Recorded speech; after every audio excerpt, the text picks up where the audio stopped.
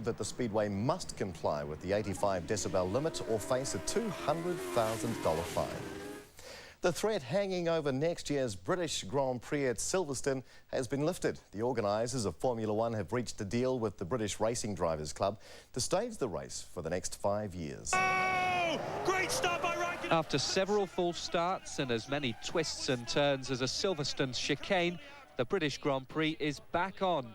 The track's owners have signed a deal for 5 years, starting on July the 10th. For the British enthusiasts, we've retained the British Grand Prix, the largest sporting event in the United Kingdom, a place where motor racing, we are the capital of the world. And we're, I think, very happy. Silverstone began life as a World War II airfield, and it staged the first Grand Prix race back in 1950. But Formula One has moved on with new state-of-the-art circuits all over the world, so Silverstone has been warned that it has to improve its facilities. If they're not improved by the time the contract runs out, we won't renew the contract, obviously. So we've given them plenty of time to do what they should have done a few years ago. The Silverstone Grand Prix isn't just important to the local economy. 6 of the 10 Formula One teams are based in Britain, and it's seen as a flagship race for an industry which is worth nearly £5 billion a year. Britain must have a flagship Grand Prix event to wave the flag, to tell the world that we are good at this. And a Formula One calendar without a British Grand Prix, I think, would spell the death of the industry. History and tradition have certainly played a key part in keeping Silverstone on the Grand Prix calendar. But it's what they do to upgrade this circuit in the next few years which will determine its Formula One future long term.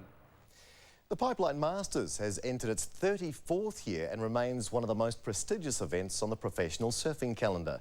The Hawaiian winter is renowned for dishing up big surf, and so far this season it hasn't disappointed. 6 to 12-foot waves were on hand for the qualifying event for the Masters main draw, and it was Mother Nature calling the shots. Hawaii's Mark Healy finding the only escape route, while Fred Patasha also had no option. His board, one of 8, broken on the first day.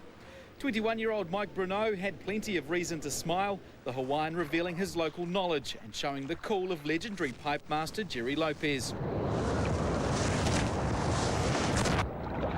Bruneau upsetting the more fancied Shane Dorian to make it through to the main draw. The other wildcard went to Brazil's Bruno Santos, who's been surfing pipes since he was 14. The road doesn't get any easier for the pair. Bruno has world and defending pipeline champ Andy Irons in his first heat, while Santos will have to face world number 2 Joel Parkinson. Matt Hunt, One News. And that's sports news tonight. Have a good weekend. You too, Wendy. Thanks very much, Neil. After the break, Karen says the Sun makes a better showing tomorrow. The mini cowboy making a big impression at the rodeo. And the school that's setting a new standard in Santa speak.